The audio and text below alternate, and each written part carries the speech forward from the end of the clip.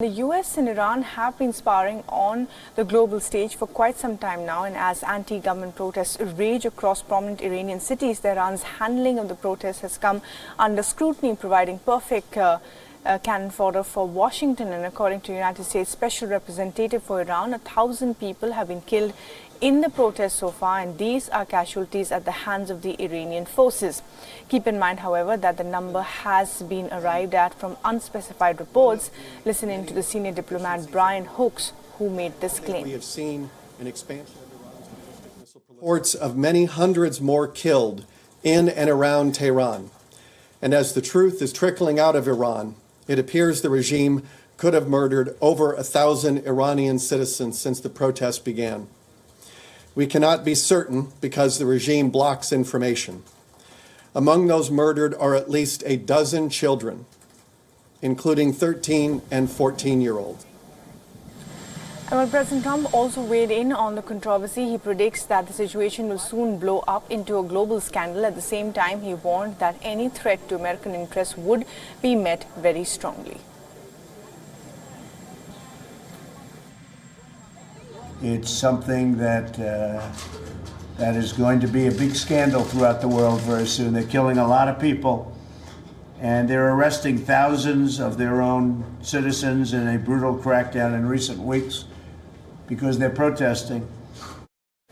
There are some other worrying reports coming in from Iran. Families of anti-government protesters are allegedly being asked to pay lofty sums of money for the very bullets that are being used to gun them down. Amnesty International has also gathered information that families are being forced to make payments to receive the bodies of their loved ones.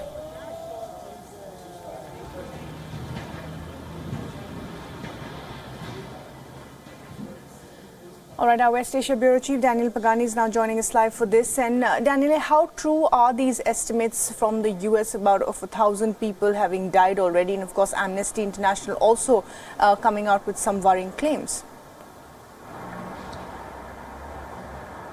It is unfortunately impossible to understand how true they are, but they are surely reliable, because anyway, even if they are not quoting any source, this is more because they need to protect the sources that have come out in public. The Iranian regime, in a sort of a rare admission, said that they found out that there are actually squads or teams or groups, secret groups as they call them, that are active inside Iran and helping to get material out. Hence, it is very much possible that the number of killings reached very close to 1,000. It's impossible to verify exactly, but what it is possible to verify is that the recent wave of protest was no doubt the largest experienced in Iran in recent years. And the fact that it turned off very quickly, because it didn't last long, it didn't last a month or weeks, it just lasted less than a fortnight, that also gives us the impression that an enormous amount of force and coercive force was used in order to stop these protests. So I would say that it is impossible to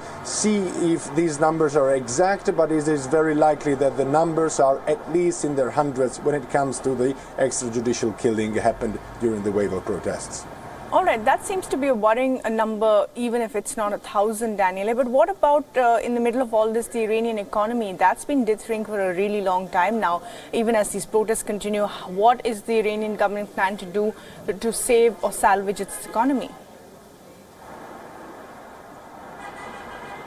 The Iranian government is in a very, very tough position when it comes to the economy, because even if they do not want to admit it, that they are extremely suffering because of the United States sanctions. Also, the European Union and all the remaining signatories of the 2015 nuclear deal have not come up with a compensation scheme. Hence, in this moment, Iran confirmed that they are still selling oil to some countries. They are not naming the countries in order to protect the countries, but the amount of oil that they are managing to sell, it is actually very low, and it is actually going to be very difficult for Iran, without using extreme force as they have been doing, to keep the population peaceful, to keep the population from protesting, because the few voices coming out of many of the provinces of Iran are that the people are suffering, and when the macroeconomic of a country starts affecting the daily life of a population, well, that is the case when instability makes its way into a country.